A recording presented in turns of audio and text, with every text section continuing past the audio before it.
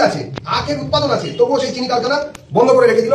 এক ইচ্ছে করলে তো করতে পারতেন, ইচ্ছে করলে এই চিনি মিলটা রিভাইভ করলে এই সংশ্লিষ্ট জায়গার অনেকেরই উন্নতি হতো, তারা কাজ পেতেন। কিন্তু এইসব জিনিস তো এরা করবেন না। হয়তো চিনি মিল থেকে কাটমানির টাকা উঠবে না, তাই হলো না। চিনি মিলে অত চিনি নেই। দেবগ্রাম বাজারে দেবগ্রাম বাজার অবহেলায় ভেঙে পড়েছে। প্রশাসনের ব্যবস্থাপনার যে অব্যবস্থা কি, তাতে কিনা বসার অযোগ্য, যাওয়ার অযোগ্য লোকেরা কোনো রকমে সেখানে বেচা কেনা করছেন। পলাশী, আমরা জানি পশ্চিমবঙ্গের যে কটা ঐতিহাসিক কেন্দ্র আছে সারা ভারতবর্ষের ইতিহাসের সঙ্গে যেটাকে সম্পৃক্ত করা যায় সরাসরি, বণিকের মানদণ্ড দেখা দিল রাজদণ্ড রূপে, যেখানে কিনা বলা হয়েছিল, মানে যে ব্যাপারকে নিয়ে ভাবা হয়, সেটাকে একটা মাত্র শুধু স্মারক।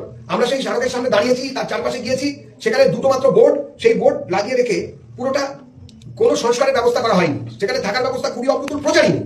মানুষ কলকাতা অব্দি পৌঁছে যান, সেখান থেকে অনেক দূরে চলে যান, জঙ্গল দেখতে পুরুলিয়ায় যান, পাহাড় দেখতে উত্তরবঙ্গে যান, জাদুঘরে যান, বহু জায়গায় যান, বহু পর্যটন ক্ষেত্র তৈরি হয়েছে বিভিন্ন জায়গায় বিভিন্ন সময়। কিন্তু পলাশকে কেন্দ্র করে কোন রকম পর্যটন কেন্দ্র তৈরি করার যে প্রতিশ্রুতি ছিল তৃণমূল সরকারের, তাতে আমরা কোন রকম নতুন কিছু দেখতে পাইনি, শুধু একটা বোর্ড লাগানো ছাড়া। কাটোয়া বল্লভপাড়া ভাগীরথী সেতুর কাজ আজও অসম্পূর্ণ।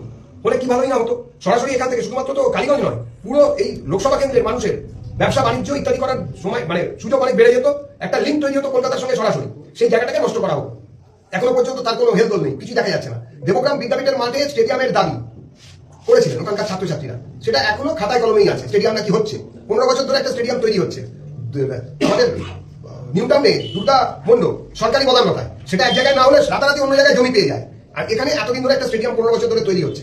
ত্রিমুখী সেতু রামনগর ঘাট, সেখানে কোনো সমীক্ষাই হয়নি। সেই ত্রিমুখী সেতুর প্রোগ্রাম বা সেটা এখন হয়েছে, সঙ্গে সঙ্গে ওরা বাতিলই করেছে কি করেনি সেটাও আমরা জানি না। এটা হলো তো একটা ভালো কাজ হতো, 3 দিকে যাওয়ার একটা ব্যবস্থা রামনগর ঘাটকে। কালীগঞ্জ হাসপাতালগুলো, যে কালীগঞ্জের যে হাসপাতালগুলো আছে, সেখানে কোনো চিকিৎসক সেরকম ভাবে নেই।